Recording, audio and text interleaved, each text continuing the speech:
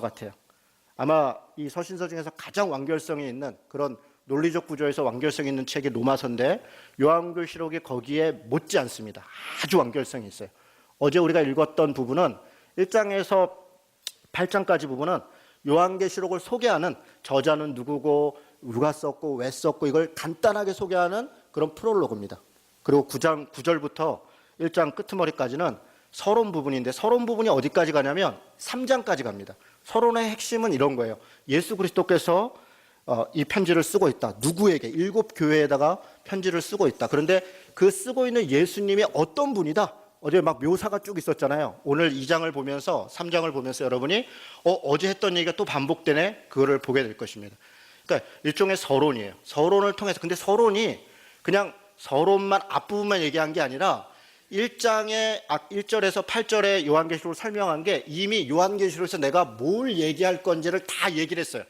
원래 그렇잖아요. 원래 우리가 책 딱 사면은 이 맨 앞부분에 서론에 머릿말 딱 읽으면 이 책이 뭐에 대해서 쓰려고 그러고 뭐를 얘기할 건데 결론을 이렇게 내려고 합니다 라고 설명하는 게 머릿말이잖아요. 마치 그렇습니다. 한 번 딱 설명을 하고 2장에서 3장이 또 한 번 설명을 해요. 그리고 본론은 4장부터 해서 16장까지인데 거기에 우리가 잘 알고 있는 7 나팔 그리고 7 인이 뭐 어쩌고저쩌고 얘기가 나와요. 그런데 이게 본론이에요. 그러니까 그 기간 동안에 뭐 7 나팔, 7 인, 또 7 대접, 뭐 용도 나오고 뭐 음료도 나오고 두 짐승도 나오고 그러면서 우리 시대에 어떤 일들이 벌어지는 것에 대한 이야기들을 쭉 설명해요. 이게 본론이에요. 그런 일들이 막 이러저러 저러저러 어지러운 일들이 있을 것이다. 이렇게 본론을 이야기한 다음에 결론은 17장부터 21장까지입니다. 그래서 그 나쁜 놈들 어떻게 될 것이다. 그러니까 그 본론 부분에 보면 4장부터 16장까지 그 본론 부분에 보면 나쁜 놈들이 엄청 나와요.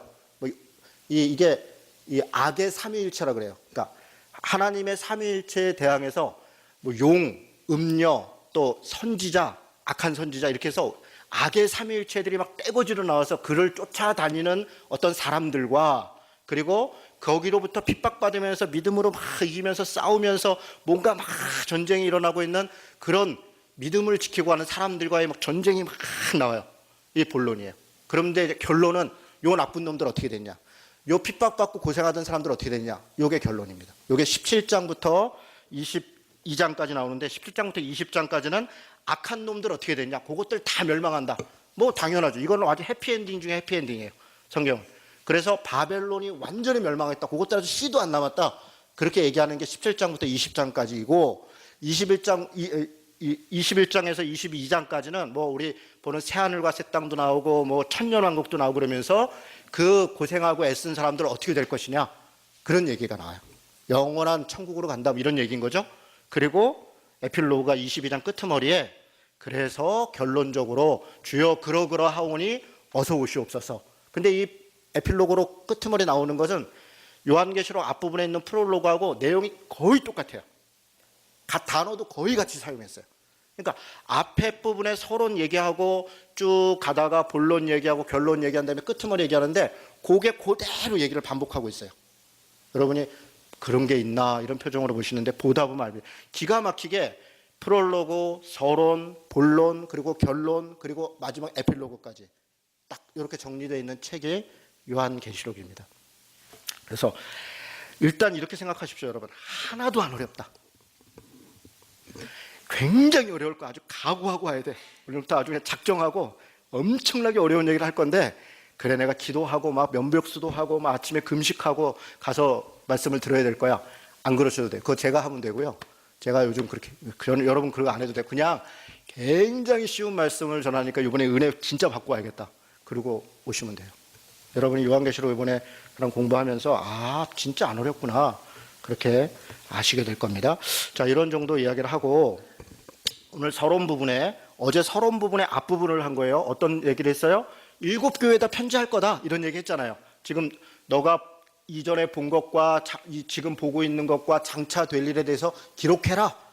예수 그리스도께서 이렇게 위험 있는 분이니까 걱정하지 말고 너 할 일 해라. 이렇게 얘기했다는 거잖아요. 어제. 그죠? 그리고 이제 본 것 7 교회에 대해서 편지를 보내는 내용. 그게 아직도 서론이에요.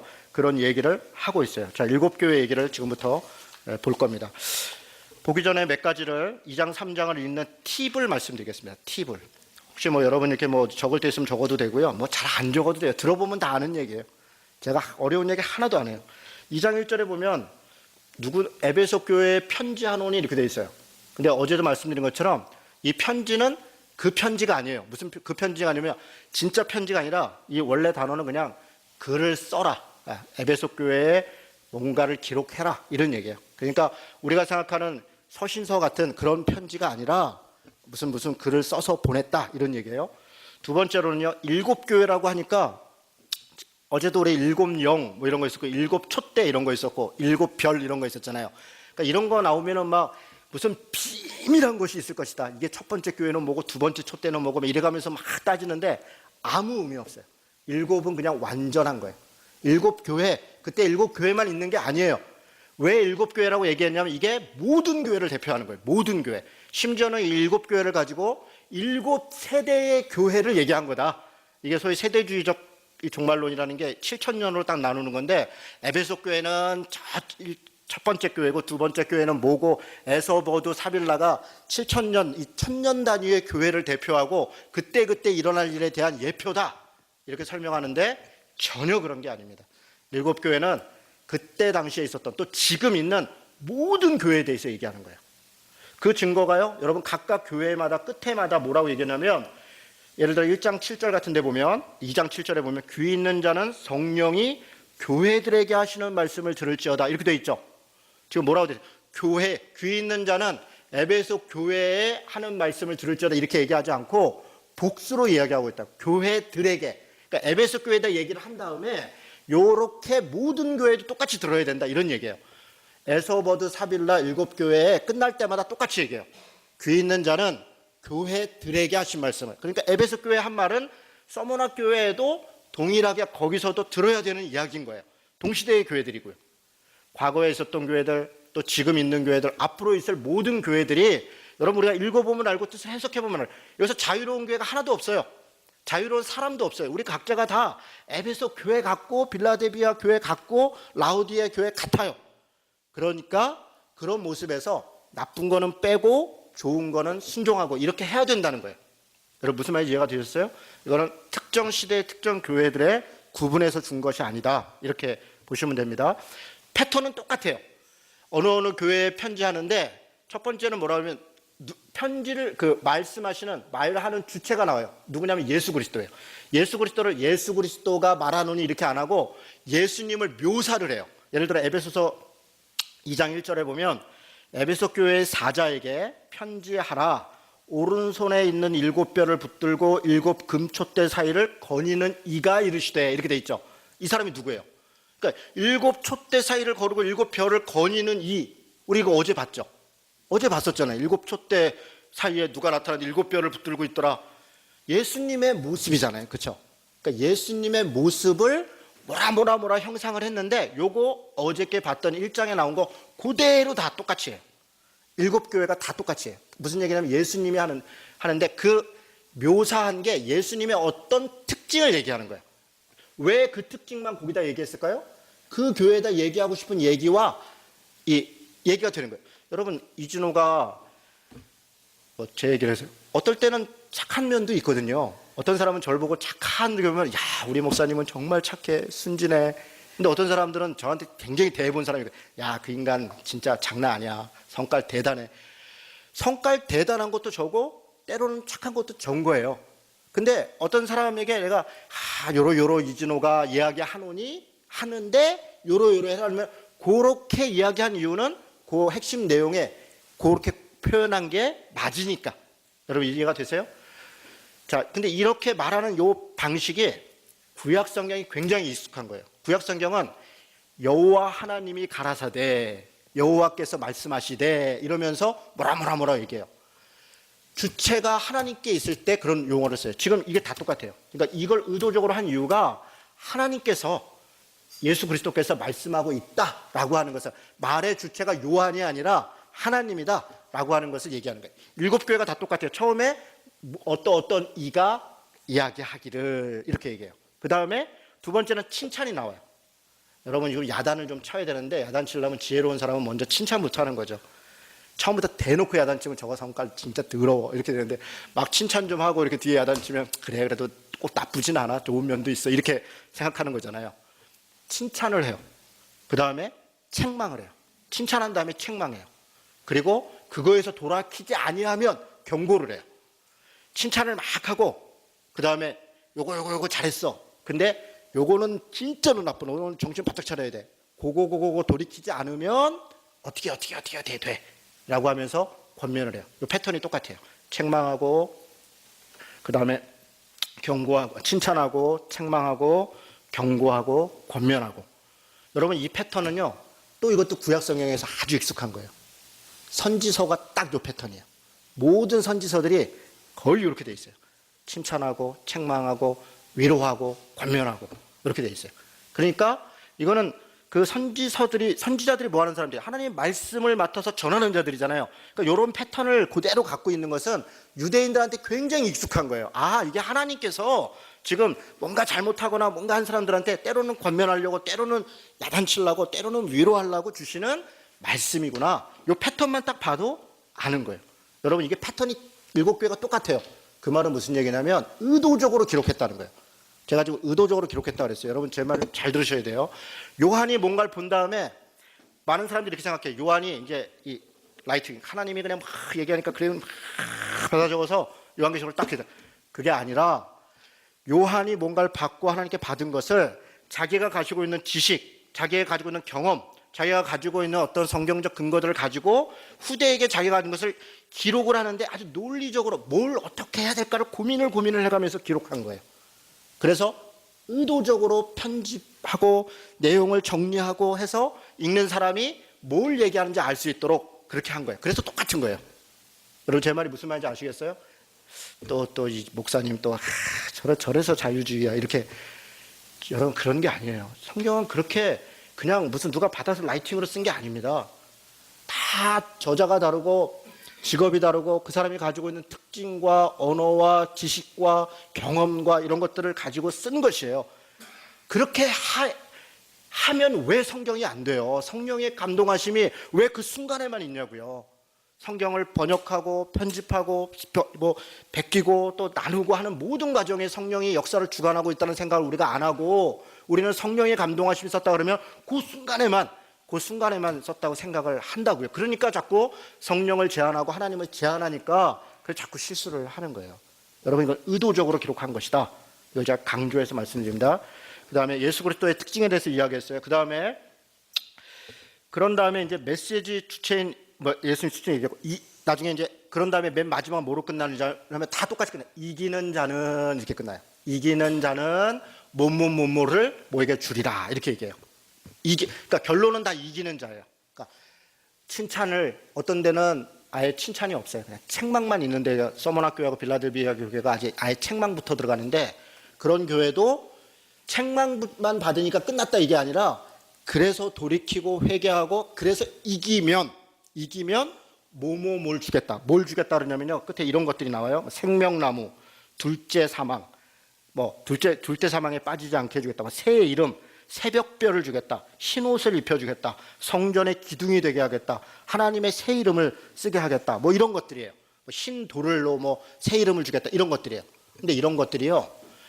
22장부터 나오는 제일 끄트머리에 나오는 결론에 새하늘과 새 땅에서 새 예루살렘 성이 내려와서 새하늘과 새 땅에서 나오는 여러 이미지들이 그대로 나와요. 똑같아요. 그러니까 이기는 자는 뭘 주겠다라고 하는 것은 결국은 우리가 최종적으로 하나님 앞에 받을 구원을 예표하고 있는 거예요.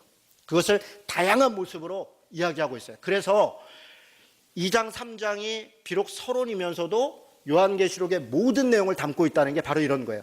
예수 그리스도께서 말씀하셨고 그리고 칭찬하고 책망하고 권면하고 지금 우리가 살고 있는 이 시대에 똑같은 거예요. 그리고 이기는 자에게 대해서는 이렇게 영원한 하나님 나라에 들어갈 것들에 대한 예표로 끝나는 거예요. 요한계시록은 이거를 여러 번 반복해요. 여러 방법으로. 지금 1장은 이렇게 설명하는 방법으로 한번 이야기를 하고 처음부터 끝까지, 그리고 2장 3장은 7교회한테 편지했다는 것으로 반복하고 4장에서 16장까지는 7인으로 반복하고 7나팔로 반복하고 7대접으로 반복하고 똑같은 얘기를 계속 반복합니다. 그리고 결론에서 또 반복하고 맨 마지막에 또 반복해요. 거의 5, 6번 이상을 반복하고 있어요. 그러니까 이게 시간적으로 쭉 기록한 게 아니라 같은 이야기를 계속 다양한 방식으로 반복하고 있다고요. 여러분 이제 그것들을 제가 설명을 할 겁니다. 이기지 못하는 자들은 이렇게 나와요. 여기 보면 이제 이기지 못하는, 예를 들어 뭐 이기지 못하는 자가 뭐냐면 두려워하는 자들, 믿지 아니하는 자들, 음행하는 자들, 우상 숭배하는 자들, 거짓말하는 자들, 이런 자들은 뭐 이래가면서 이제 이들이 이기지 못한 자들이죠. 그런데 21장 8절에 보면 8개 항목으로 이기지 못한 자들에 대한 것이 나와요. 거기 그대로 똑같아요. 그러니까 반복되고 있다고요. 제가 지금 말씀드리고 싶은 요지는 요한계시록은 계속 반복되고 있다 라고 하는 거예요. 그러니까 이 문장을 계속 이렇게 분석해보면 똑같아요. 똑같은 단어들을 계속 쓰고 있어요. 그리고 계속 반복되고 있다. 마지막으로 그러니까 서론 지금 얘기를 하는 거예요. 아직 본론도 안 들어갔어요. 그러니까 본문으로도. 본문 별로 들어갈 것도 없어요. 그냥 슬쩍 보면 돼요. 두 가지를 얘기하는 거예요. 2장 3장도 마찬가지고 계속 반복이 뭘 되냐면 어떤 영적 전투가 있다는 거예요. 아까도 제가 말씀드렸어요. 굉장히 악한 놈들이 있다. 굉장히 나쁜 놈들이 있다는 거예요. 그거에 대적하는 성도들이 있다는 거예요. 그리고 성도들을 돕는 하나님의 세력이 있다는 거예요. 이 둘이, 이 악한 세력과 그리고 하나님의 세력들 간에 뭔가 굉장한 영적 전투들이 일어나고 있다라고 하는 것을 이야기해요. 전투의 대상, 악한 놈들은 어떤 표현들이 나오냐면 무적행에서 올라오는 짐승, 이런 표현이 있어요. 여기 있는 게 아니라 전체에 있는데 큰 용, 이런 거 있죠. 옛뱀, 마귀, 사탄, 바다에서 나오는 짐승, 땅에서 올라오는 다른 짐승, 음녀, 바벨론, 이런 애들이 막 등장하는데 얘네들은 다 비슷비슷한 애들이에요. 엄청 나쁜 놈들. 얘네들과 누가 전쟁을 하냐면 성도들이 전쟁해요. 그런데 이 성도들이 곧 뭐냐면 교회예요. 교회. 성도들 곧 교회가 다양한 모습으로 설명이 돼요. 그리고 이 악한 놈들과 교회가 전투를 하는데 이 교회 성도들 뒤에 삼위일체 하나님이 함께하고 있다, 이 얘기를 하는 거예요. 그래서 그 결론은 얘네들은 그냥 완전히 멸망할 거고 하나님을 따르는 자들이 영원한 천국으로 갈 것이다, 이게 결론이에요. 별거 없죠. 별거 없어요. 아주 쉽게 얘기했습니다. 여러분이 뭐 하나도 안 어렵죠. 지금부터 7교회를 보도록 하겠습니다. 똑같은 얘기가 반복인데, 자, 여러분 이렇게 작심을 하시면 돼요. 제가 7교회를 살짝 설명할 텐데, 7교회는 다 우리들의 모습이에요. 내 모습이고 우리 교회의 모습이고 지금 현재 교회의 모습이에요. 그러면 어떻게 하면 되냐면 책망받고 있는 게 있을 거 아니에요. 그거는 버려야 돼요.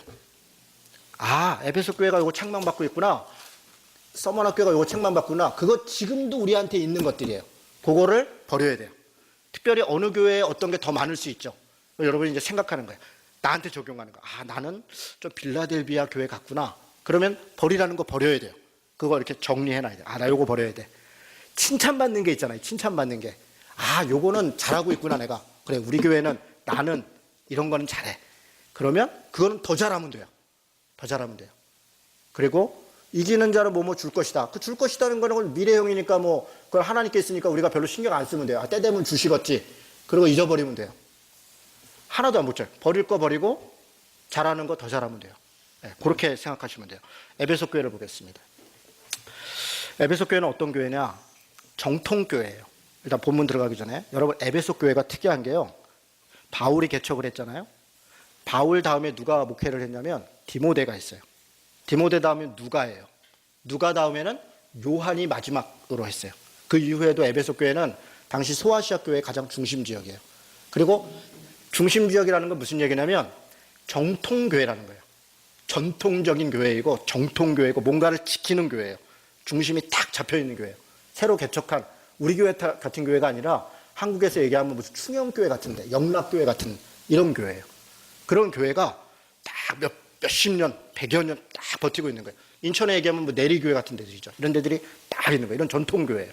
그래서 거기 있는 목회자들은 뭔가 이렇게 좀 점잖고, 저처럼 이렇게 촥촥촥 그런 데 목회 못해요. 답답해서. 나도 답답하고 성도들도 답답하고 못해요. 그런 데는 좀 할렐루야, 오늘 요한계시록을 에베소 교회 편지, 할렐루야, 아멘, 기도하십시다. 이런 사람이 목회해야 돼요. 그래야 막 마음에 은혜가 되고 할래 이렇게 돼요. 저처럼 막 이게 뭐야 이렇게 되는 거예요. 전통교회예요. 인구가 많고 굉장히 발달한 지역이에요. 에베소 교회가 왜 전통적이냐면 도시 중심 지역이에요. 중심 지역. 그런데 이런 것들이 상업적으로도 발달됐지만 당시에는 다 종교 문화잖아요. 범신론적 문화, 헬레 문화적이잖아요. 아데미 신전이 기가 막히게 큰 게 있어요. 그래서 사도행전에 보면 에베소에서 막 아데미 신전 난리가 나고 사도 바울이 막 얼른 도망갔다 이런 얘기도 나와요. 막 아데미 신전 엄청난 우상숭, 그게 그냥 뭐 다른 신전이 많이 어마어마한 신전이 있어요. 어마어마한 신전이. 그래갖고 그런 아주 신앙도 강고하고 거기에 맞서서 에베소 교회도 또 신앙의 뿌리가 깊고 이렇게 돼 있는 게 에베소 교회예요. 2절에 보니까 자 보세요. 2절 보겠습니다. 아까 1절에는 읽었어요. 7 별을 붙들고 7 금촛대를 있다. 이거 뭐랬어요? 우리 1장 9절에 뭐라고 돼 있냐면 7 금촛대는 7 교회고 7 별은 7 사자니라. 지금 왜 1절을 얘기하냐면 교회 가운데 하나님께서 하나님의 사람들을 붙들고 있다. 예수가 그런 분이 편지를 한다. 이렇게 얘기해요. 그러니까 이게 좀 뭔가 교회에 대한 이야기를 하시려나 보다. 이렇게 눈치가 채어져요. 이거 읽어보면. 그러면서 실제 그래요. 자, 내가 내 행위를, 내 수고와 내 인내를 알고 또 악한 자들을 용납하지 아니한 것과 자칭 사도라는 자들을 시험하여 그의 거짓된 것을 내가 드러낸 것과 또 내가 참고 내 이름을 위하여 견디고 게으르지 아니한 것을 아노라. 칭찬이죠. 칭찬의 내용이 뭐예요? 칭찬의 내용이 수고하고 인내했다는 거예요. 그리고 뒤에 보면 또 성실했다는 거예요. 그걸 통해서 뭘 했다는 거냐면 악한 자들을 용납하지 않았다. 악한 자들이 누구예요? 하나님의 말씀을 왜곡하는 자들이에요. 당시 헬라 시대고 아까 제가 아데미 신전도 얘기했는데 이단 사이비적인 말씀과 교리를 가지고 사람들을 미혹하고 혹은 잘못된 윤리를 가지고 사람들을 미혹해서 사람들을 하나님으로부터 떨어지게 하는 자들이 악한 자들이에요. 이런 어떤 사상적, 이론적 악한 자들, 이런 자들에 대하여 용납하지 않았다. 그렇죠. 전통교회는 그런 거죠. 교리가 아주 대단하잖아요. 얼마나 대단하냐면 그래서 이렇게 그러잖아요. 여기 피아노 하나 있는데 요거 옮기려고 그러면 1년에 1cm씩 옮겨야 된다잖아요. 그 전통이. 그거는 절대로 안 된다. 무슨 말인지 모르세요? 목사가 새로 부임해가지고 피아노가 여기 있으면 불편할 것 같아 일로 옮기려고 그러면 그 다음 주에 옮기면 난리 나는 거예요. 우리 교회에서는 피아노가 여기 있는데 이거를 왜 옮겨서 이렇게 난리가 나니까 쫓겨난다잖아요. 그러니까 옮기려면 1cm씩 옮겨 1cm씩 살짝 옮겨갖고 한 10년쯤 지난 다음에 여기로 옮겨놓으면 아무도 모른다잖아요. 그게 농담처럼 하는 얘기인데 그 전통과 교리라는 게 대단한 거예요. 악한 사람들 절대로 용납 안 하죠. 조금만 잘 어디 예배당에서 기타를 쳐요. 큰일 나는 거지. 그런 거는 뭐 용납할 수가 없는 거죠. 이런 아주 사소한 정도가 아니라 교리도 정확하게 지키죠. 하나님에 대해서, 성령에 대해서, 교회론에 대해서, 뭐에 대해서 딱 지키죠. 그래서 악한 사람들은 1절 발도 못 디뎌놓게 하죠. 잘못했다는 게 아니에요. 잘했다는 거예요. 하나님의 말씀이 왜곡되면 안 되잖아요. 그런 철저함 가운데 교리를 지켰다. 그리고 자칭 사도라 하는 자들을 오히려 시험해. 그럼 뭐래요? 하나님의 말씀 어쩌고저쩌고 하면 그러면 요거에 대해서는 어떻게 생각하십니까? 물어보니까 말도 안 되는 거예요. 에헤 이 사람 이거 어디 와서 지금 약을 팔아? 이러면서 얘기를 하는 거죠. 이 사람이 지금 우리 동네 여기 어딘 줄 알고 이럴 정도로 실력이 있는 교회라는 거예요. 성도들이 장난이 아닌 거예요. 여기 교회 성도들이 웬만한 사람들 와서 뭐 잘못 얼쩡거리다가 큰일 나는 이거 잘했다는 거죠. 잘했다는 거예요. 그게 그냥 된 게 아니라 성실했다는 거예요. 그리고 부지런했고 수고했고 인내했고 그런데 책망할 게 있어요. 뭘 책망한다는 거예요? 너희의 처음 사랑을 버렸느니라. 이거죠.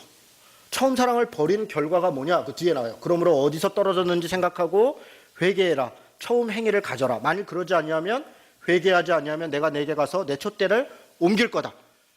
그러니까 옮겼다 이런 게 아니라 옮길 거다. 이게 은혜죠. 왜냐하면 지금에도 회개하면 안 옮긴다는 거잖아요. 촛대 아까 교회라고 그랬어요. 촛대를 옮긴다는 게 하나님의 그 에베소 교회가 정통교회로 마트용 교회로 쫙 있었는데 이게 뭐 이 자기 역할을 다 도저히 못하는 거예요. 그러면 뭐 다른 하나님의 뭐 개만 붙잡고 갈 건 없잖아요. 막대기라도 불러 써야 될 거 아니에요. 하나님도 하실 일이 있는데 그러니까 그 촛대로 옮겼다 그런 얘기예요.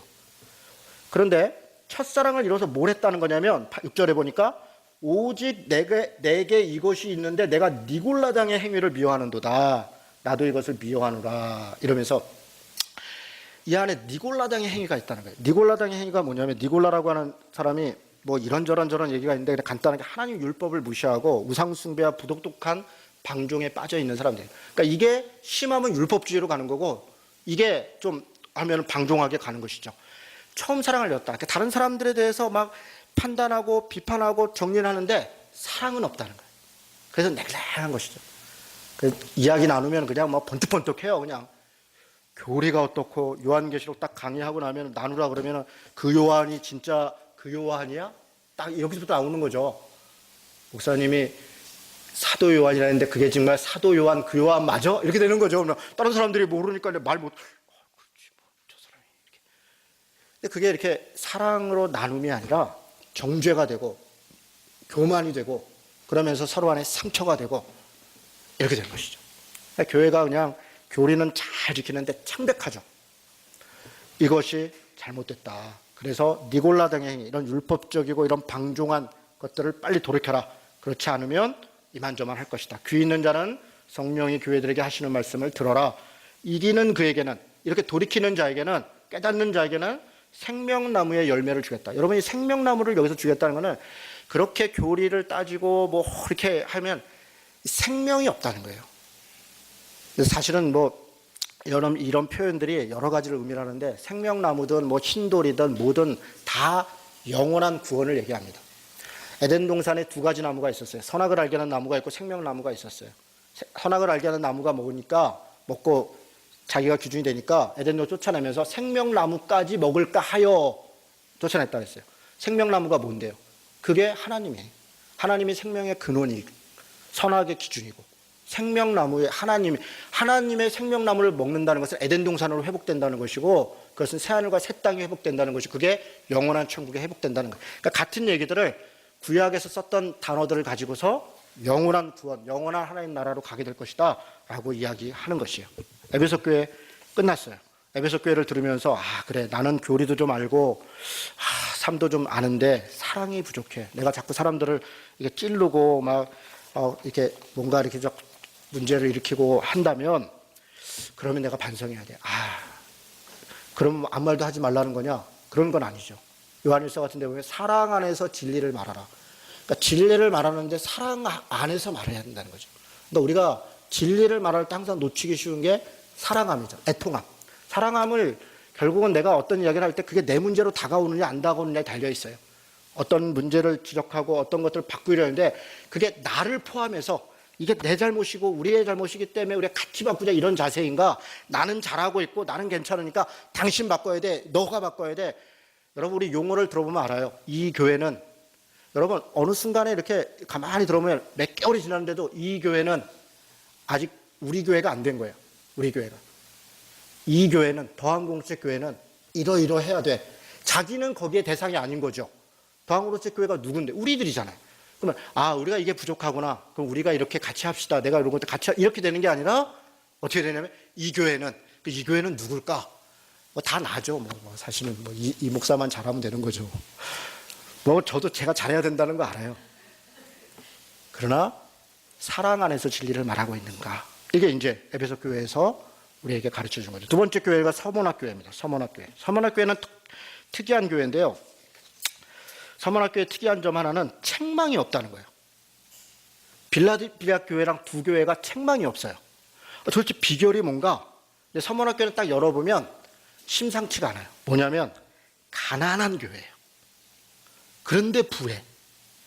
그러니까 가난하니까 교만할 일이 없어요. 우리는 가난해. 우리는 힘들어. 우리는 몰라. 우리는 부족해.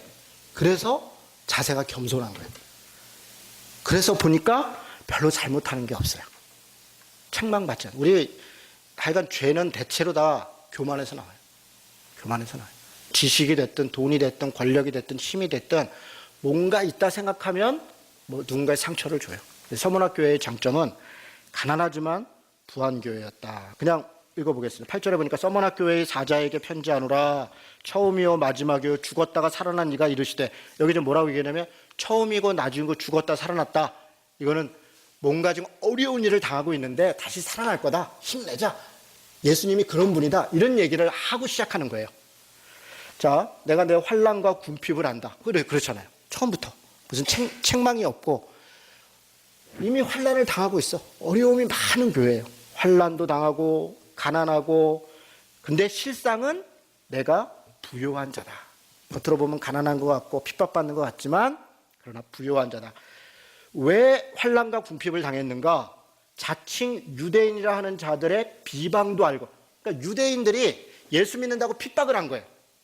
여러분, 이게 진짜 참 당시 초대교회 사람들이 힘들었을 거예요. 그러니까 이게 시어머니 뭘 할 때 시누이, 말리는 시누이, 뭐 편드는 시누이가 더 밉다는 그런 거잖아요. 로마에 의해서 핍박을 받는데 로마에 어차피 황제 숭배하는 거고 태양신 숭배하니까 오케이. 근데 하나님을 같이 믿는 유대인들이 핍박을 하는 거예요. 이게 환장을 놓으신 거예요. 그리스도인들이 그것 때문에 더 어려운 거예요. 더 잔인해. 비슷한 것을 띄어낼 때 더 잔인해요. 아예 다른 거는 달라. 비슷한데 이거를 나하고 다르다고 얘기하려니까 더 잔인해요. 더 가혹하고. 그래서 자칭 유대인이라는 하는 자들의 비방도 아는데 실상은 유대인이 아니라 사탄의 회당이다. 여러분, 이게 굉장히 강력한 표현이에요. 여기 회당이라는 말이 헬라어로 시나고게라는 말입니다. 유대인들이 모이는 곳이 회당이에요. 우리 복음서에도 보면 예수님께서 안식일에 회당에 가셔서 이러잖아요. 그러니까 유대인들이 안식일마다 모여갖고 얘기하는 게 회당인데 그걸 갖고 뭐라고 얘기하냐면 저거는 사탄의 모임이다. 여러분, 이건 굉장한 거예요. 지금 우리도 사실은 어떤 교회에 대해서, 어떤 목사에 대해서 정말 저러면 지옥 가는데, 저러면 저 교회도 아닌데 이런 얘기 하고 싶어도 우리가 뭔데 말을 조심하잖아요. 그래도 그 하나님께서 하시니까. 근데 여기 뭐라 그러면 그 사탄의 회다. 하나님을 믿는다고 하지만 사탄을 따르는 것이다. 이렇게 정확하게 얘기를 해요. 굉장히 단호하게 얘기를 하는 거예요. 사탄의 회다. 너는 장차 받을 고난을 두려워하지 말아라. 그들로부터 뭐 핍박을 받고 네가 이게 옳으냐 그 갈등하지 마라. 사탄에게 딱 끊고 잘못된 건 전혀 뭐 마음 흔들리지 말고 너 갈 길을 가라. 그런 얘기예요. 서머나교회. 두려워하지 말아라. 볼지어다 마귀가 장차 너희 가운데서 몇 사람을 오게 던져 시험을 받게 할 것이다. 여러분, 이게 또 답답한 노릇이에요. 두려워하지 말아라. 사탄의 회다 그랬으면 내가 다 보호해주고 아무 일 없을 거니까 걱정하지 마. 승리할 거야. 하면 좋은데 두려워하지 말아라 해놓고 또 뭐 몇 사람은 옥에 던져져 시험도 받고 10일 동안이나 환난을 받을 거라는 거예요. 이렇게 받을 테니 이겨라, 견뎌라. 그러면 생명의 관을 내게 줄 것이다. 이게 은혜가 안 되는 거예요. 그래서 끝에가. 이게 끝에가 은혜가 안 돼요. 가난하고 그런데 실상은 부한데 그래서 나쁜 놈들이 이러니까 신경 쓰지 말고 네가 할 길을 가라. 그러면 내가 보호해 줄게. 다 잘 될 거야. 이렇게 돼야 되는데 거기까지는 좋았는데 고난은 받아야 돼. 그것도 하루 이틀이 아니라 10일 동안 받아야 돼. 10일이라고 하는 게 완전수인데요. 장난 아니게 받을 거란 얘기예요. 서문학교한테 칭찬 잔뜩 해놓고 이기는 자를. 무슨 얘기입니까? 땅 살아가는 동안 우리가 발 뻗고 이렇게 편하게 살지 않는다는 거예요. 여러분, 나중에 이 계시록 끝에 가면 보시지만 하나님이 뭐라 하냐면 눈물 씻어지고 편히 쉬게 해주고, 그게 영원한 하나님 나라라는 거예요. 이 땅에서 울 일이 없고 쉴 일이 힘든 일이 없었는데 뭐 하나님 나라 가서 또 있겠어요. 지금 여러분 요한계시록은 굉장히 냉정해요. 그 핍박과 아픔이 있는 사람들한테 견뎌라, 이겨라, 힘내라. 그리고 여기 와서 쉬어라. 내가 도와. 여기 와서 쉬래. 거기서 좀 쉬라 그러면 얼마나 좋아. 우리 기도할 때 그러잖아. 하나님 나한테 빌딩 한 채만 주면, 이거 주면 내가 이것도 하고 저것도 하고. 도둑놈 심보죠. 도둑놈 심보예요. 그렇게 할 만한 사람이면 하나님이 때가 다 그냥 주셔요. 자기한테 왜 자기한테 줘야 되냐고. 하나님의 쓰. 여러 사람들이 때로는 물질적 축복도 받고 여러 가지 권력도 하나님 주시죠. 그 일을 감당할 만한 사람한테 주는 거예요. 자기 그릇이 안 되는데 맨날 달라고만 하는 거죠. 그냥 준 거 감사한 줄 알고 지금 내가 가지고 있는 거에서 어떻게 살고 있는가 보면 답이 딱 나와요. 적은 일에 충성한 자에게 더 큰 것을 주겠다. 분명히 그렇게 얘기를 하는 거예요. 그렇게까지 얘기하면 또 너무 당황스러우니까 서문학교 얘기할 때 얘기했죠. 가난한 자 같으나 부한 자다. 이겨라, 힘내라. 지금 이렇게 얘기하고 있습니다. 세 번째, 버가모교회. 뭐 간단하게 얘기를 하겠어요. 이런 식이에요. 여러분 이런 식으로 읽으면 됩니다. 버가모교회는 환경이 아주 나빠요. 아까도 에베소 교회, 그러니까 에베소 이런 게 있다는데 버가모 교회는 완전 신전이 정말 많았어요. 버가모라는 지역은. 이 베르가마라는 지역인데 우리말로는 버가모지만 실제는 베르가마예요. 지금도 있는 지역입니다. 황제 숭배 신전이 굉장히 크게 있었대요. 각종 우상 숭배, 세라피스, 아스클라피오스, 제우스 신전 이런 것들이 가득했어요. 그래서 버가모에 보면 이게 사탄의 권자가 있다 이렇게 표현되어 있어요. 아까는 유대인의 회당에 대해서 사탄의 회당이다 이랬는데 사탄의 아주 권자가 있다 이렇게 얘기를 했어요. 그리스도 이름의 특징에 대해서 그래서 뭐라고 얘기하냐면 좌우의 날성검을 가진 자, 뭐냐면 싸워야 돼. 여기는 좀 싸워야 돼요. 그런 뭐 이단 숭배가 아주 강력하게 있으니까 뭔가 좀 싸워야 되니까 좌우의 날성검, 좌우의 날성검은 성령이에요. 하나님의 말씀이니라.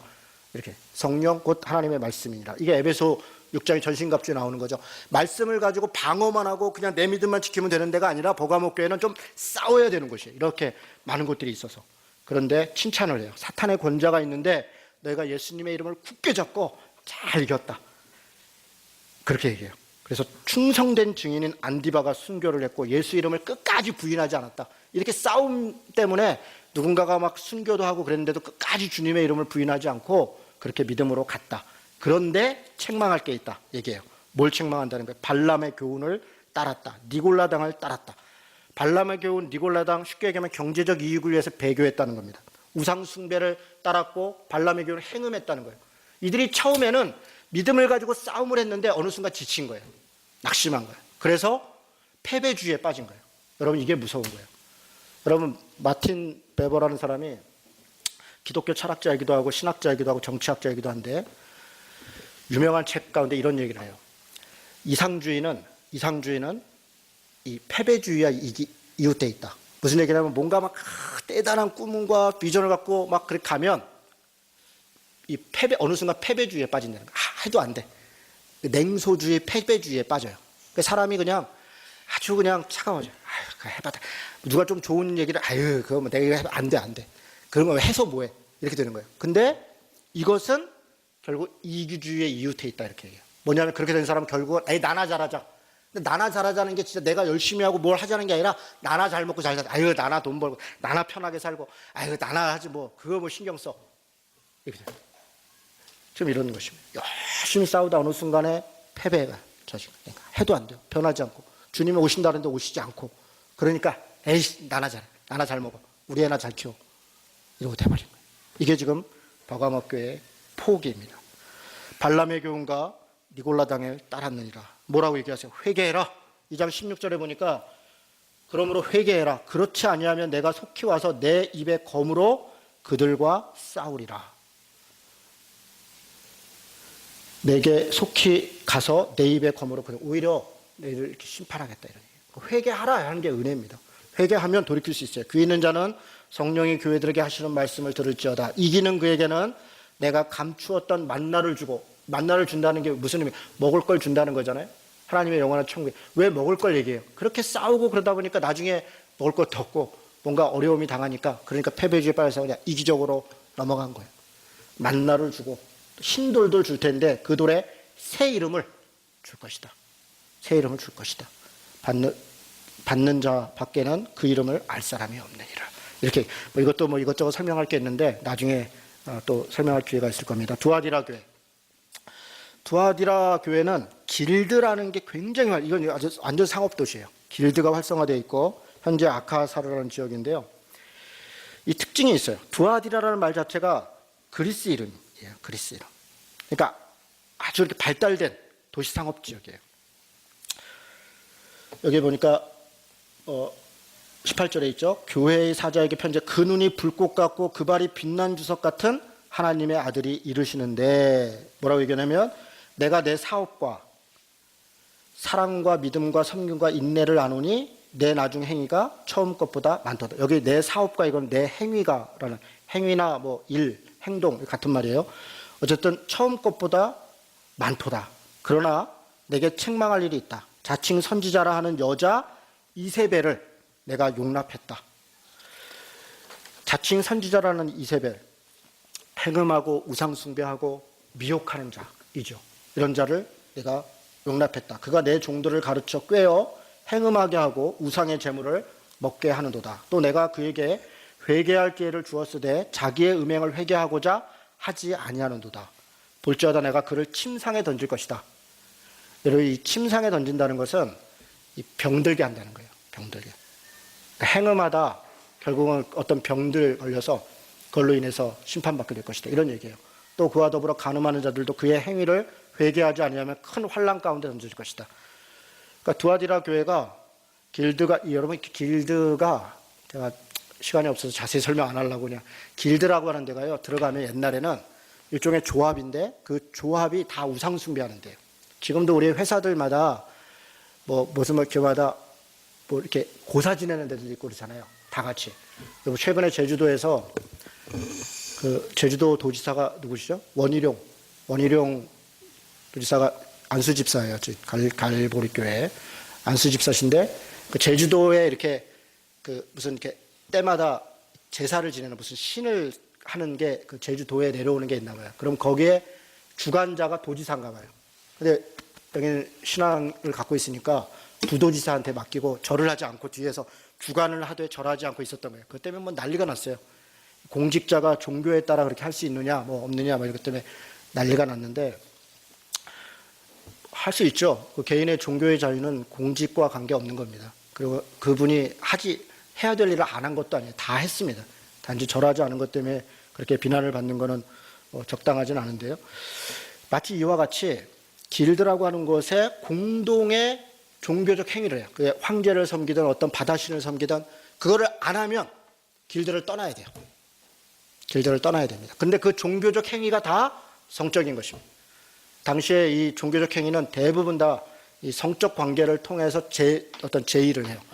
그러니까 그런 것들을 지금 이야기하는 거예요. 이세벨의 그 길드에서 살아남기 위해서, 거기에 협의해서, 그래서 어떤 행음하고 이세벨의 것들을 따라가고 그러다 보니까 이거 돌이키지 않으면 망할 것이다. 이게 사실 쉽지 않죠. 여러분 회사에서 고사 지내는데 여러분이 부장이나 차장쯤 되는데 절 안 하면 사장이 보고 있는데 그게 쉽겠습니까? 쉽지 않죠. 쉽지 않으니까 하라는 거예요. 쉬우면 다 하지. 쉬우면 다 하지. 신앙으로 믿음으로 하는 게 어렵죠. 어려우니까 하는 거예요. 여러분, 저는 어려운 일이기 때문에 해야 된다고 생각해요. 어렵죠. 그러나 지킬 건 지키고 할 건 하고 하는 것입니다. 어려우니까 하는 것입니다. 그게 믿는 자죠. 대충 그냥 적절하게 갈 거면 어떻게 예수를 믿고 삽니까? 저는 무책임한 말 같긴 하지만, 그러나 할 건 해야 된다. 그리고 지킬 건 지키고 할 건 하고 그렇게 가야 된다. 또 내가 사망으로 그의 자녀를 죽인다. 모든 교회가 나는 사람의 뜻과 마음을 살피는 자인 줄 알지라 내가 너희 각 사람의 행위대로 갚아줄 것이다. 그렇게 행한 대로 그대로 갚아줄 것이다. 그러니 돌이켜라. 그런 얘기예요. 그래서 26절에 보니까 이기는 자와 끝까지 내 일을 지키는 그들에게 만국을 다스리는 권세를 줄 것이니 그가 철장을 가지고 그들을 다스려 질그릇을 깨트릴 것이고 또 그에게 새벽별을 줄 것이다. 이건 싸워야 된다는 얘기죠. 그렇죠. 검과 끝까지 싸우고 때로는 버텨야 되고 때로는 싸워야 되는 일이 있어요. 여러분 이런 말씀을 보면서 싸워야 될 상황이면 싸워야 됩니다. 버텨야 됩니다. 그냥 적당히 타협하는 게 다가 아니다. 그렇게 말씀드립니다. 사대교회 이야기하겠습니다. 3장 1절부터는 사대교회를 얘기하는데, 사대교회는 끔찍한 교회죠. 죽어가는 교회죠. 사르디스라고 하는 리디아의 수도입니다. 사금이 많아요. 굉장히 돈도 많고 이런 곳이에요. 그리스도의 이름의 특징이 뭐냐면 7영과 7별을 가진 자, 이렇게 얘기했어요. 성령이 있고 하나님이 함께 붙잡고 있다. 그런데 여기에 칭찬을 하는데 옷을 더럽히지 않은 사람들이 있다. 3장 4절에 보니까 내가 어떻게 들었는지 생각하고 지켜 행하라. 만일 일깨지 아니하면 도둑같이 이르는데 어느 때에 내가 이르는지 알지 못하네. 죄송해요. 잘못 읽었네요. 그죠? 3장 1절에 살았다 하나 이름은 죽은 자로다. 너는 일깨어 그날 그 남은 바 죽게 된 것을 굳건히 하라. 내 하나님 앞에 내 행위에 온전한 것을 찾지 못하였느니라.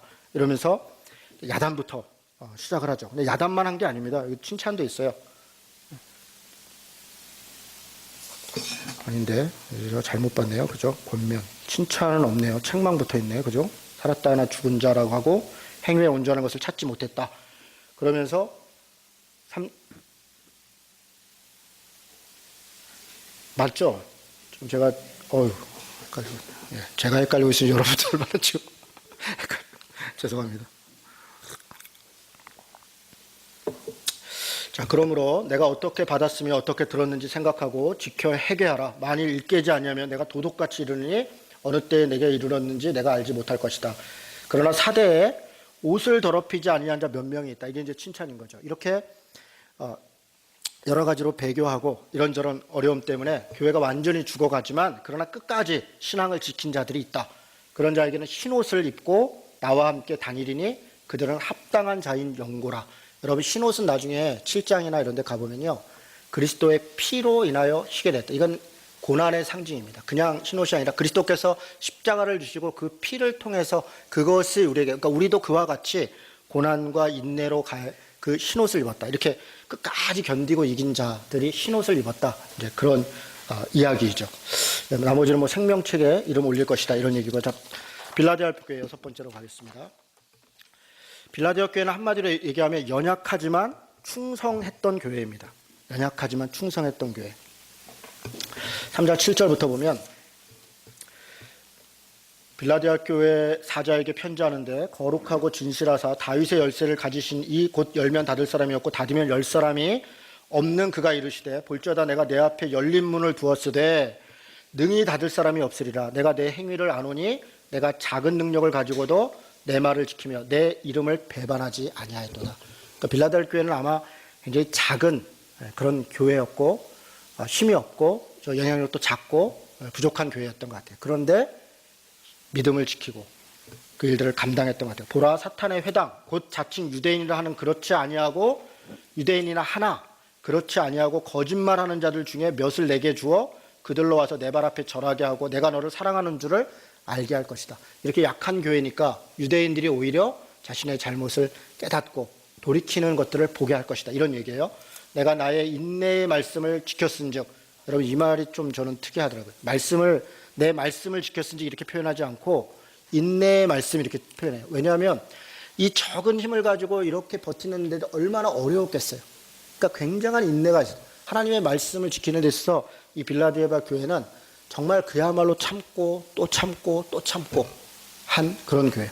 뭘로 참았냐면 하나님의 말씀으로 참은 것이죠. 말씀의 위로와 격려와 그 말씀을 따름으로. 그래서 인내의 말씀이죠.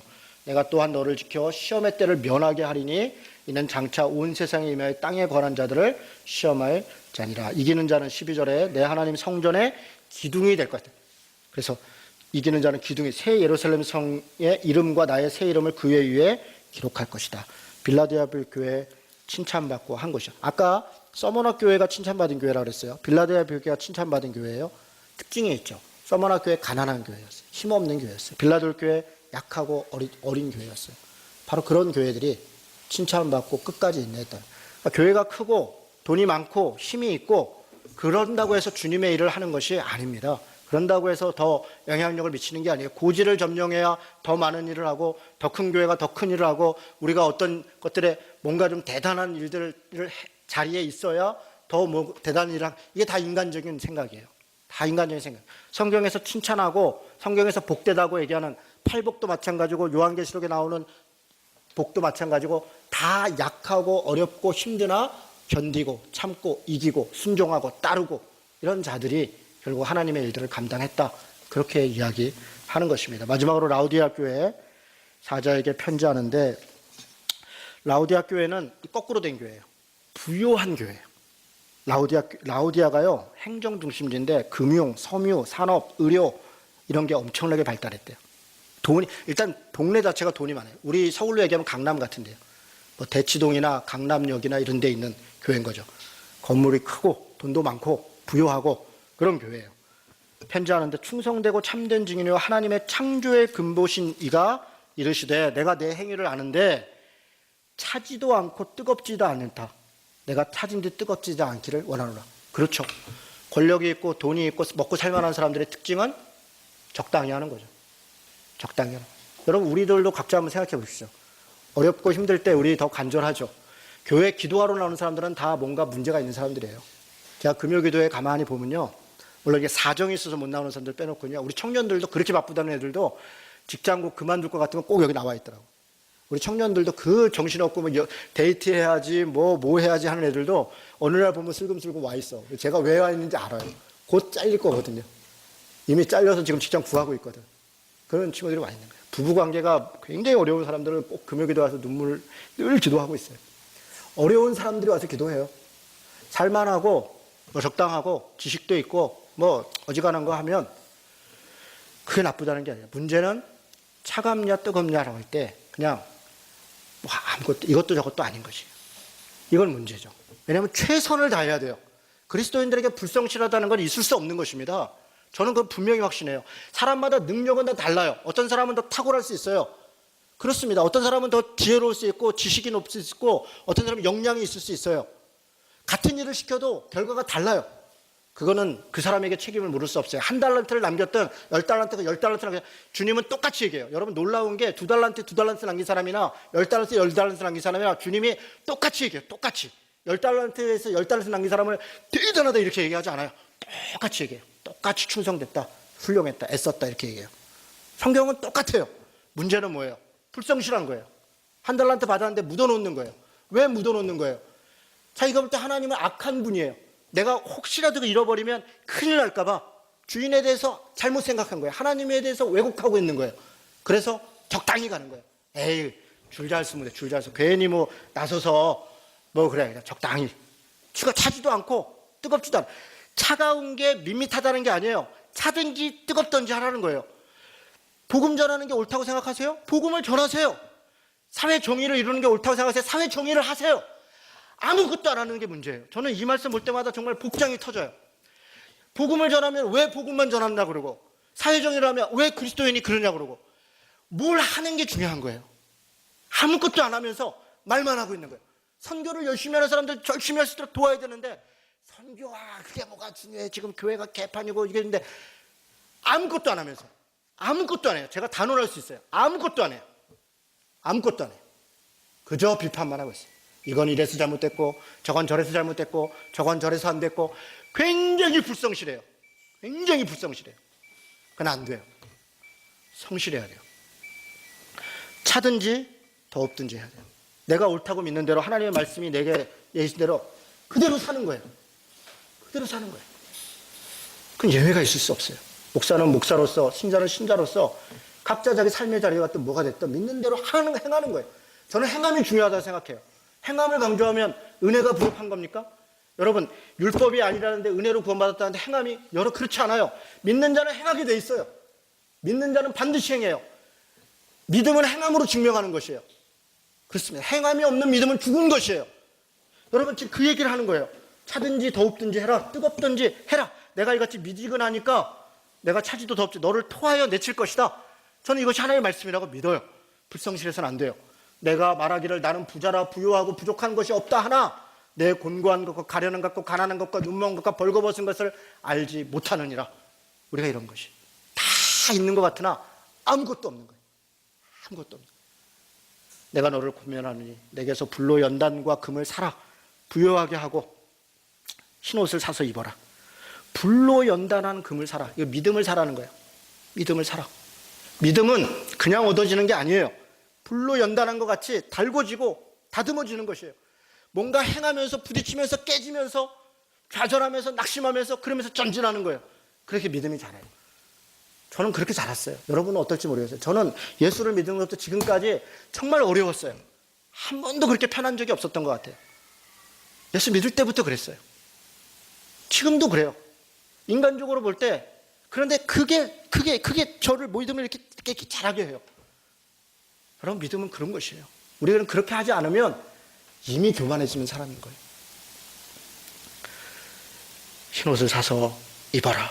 벌거벗은 수치를 보이지 않게 하고 안약을 발라서 눈에 발라서 보게 해라. 물은 내가 사랑하는 자를 책망하여 징계하노니 그러므로 내가 열심을 내라 회개하라. 볼지어다 내가 문 밖에 서서 두드리노니 누구든지 내 음성을 듣고 문을 열면 내가 그에게로 들어가 그로 더불어 먹고 그는 나로 더불어 먹으리라. 여러분 이 말씀 꼭 기억하십시오. 이거 우리가 전도할 때 마음문 열면 예수님이 들어와요. 그런 뜻이 아닙니다. 지금 무슨 얘기예요? 주님이 간절한 마음으로 문 밖에 두드리고 있다는 거예요. 너 언제까지 가만히 있을래? 너 언제까지 그러고 살래? 문 두드릴 때 문 열어야 됩니다. 문 열면 하나님이 들어오신다는 거예요. 그래서 내가 어떤 일들을 감당할 때 하나님이 함께 하신다는 거예요. 아무 일도 하지 않으면 그걸 경험할 수 없어요. 저는 분명히 그렇게 생각해요. 하나님 움직이는 자와 함께 움직이세요. 할 거 없으면 청소라도 해요. 휴지라도 주어요. 옆 사람한테 전도지라도 주세요. 어떤 시 같은 데 옆에 가서 머리수라도 채워주세요. 그것이 하는 것이에요. 아무것도 할 게 없으면 그냥 교회 와서 청소라도 하고 동네 마을에 빗자루라도 지르라도 하고 그러는 거예요. 뭐라도 해야 돼요. 가만히 놀고 먹으면 안 돼요. 마음을 열고 주님이 들어오시면 함께 먹고 내가 함께 하겠다. 그렇게 말씀하시는 거예요. 이기는 그에게는 내가 내 보좌에 함께 할 것이다. 내가 이기고 아버지 보좌에 함께 앉은 것 같이 하리라. 귀 있는 자는 성령이 교회들에게 하시는 말씀을 들을지어다. 7교회를 살펴보았습니다. 여러분 어떤 교회가 여러분 마음에 이건 나다 이런 마음이 듭니까? 혹은 우리 더한고로체 교회는 지금 이런 교회구나 이런 마음이 듭니까? 오늘 이걸 붙잡고 좀 기도하려고 합니다. 이런 식으로 이제 계속 반복될 거예요. 내일은 4장부터 11장까지 살펴볼 텐데 내일이 좀 중요해요. 내일 여러분이 아마 3장까지는 대체로 다 아는 내용일 거예요. 4장부터는 11장까지 어떤 뼈대로 되어 있는지 이를 좀 설명하려고. 피치 못해서 못 오시는 분들은 교회 사이트에 가면 요한계시록 제가 강의해 놓은 거 강의 안 하고 영상까지 다 있어요. 그래서 그걸 들으면서 이번 기회에 같이 좀 밟아가면 좋겠습니다. 우리 찬양 한 장하고 같이 기도의 시간을 갖도록 하겠습니다.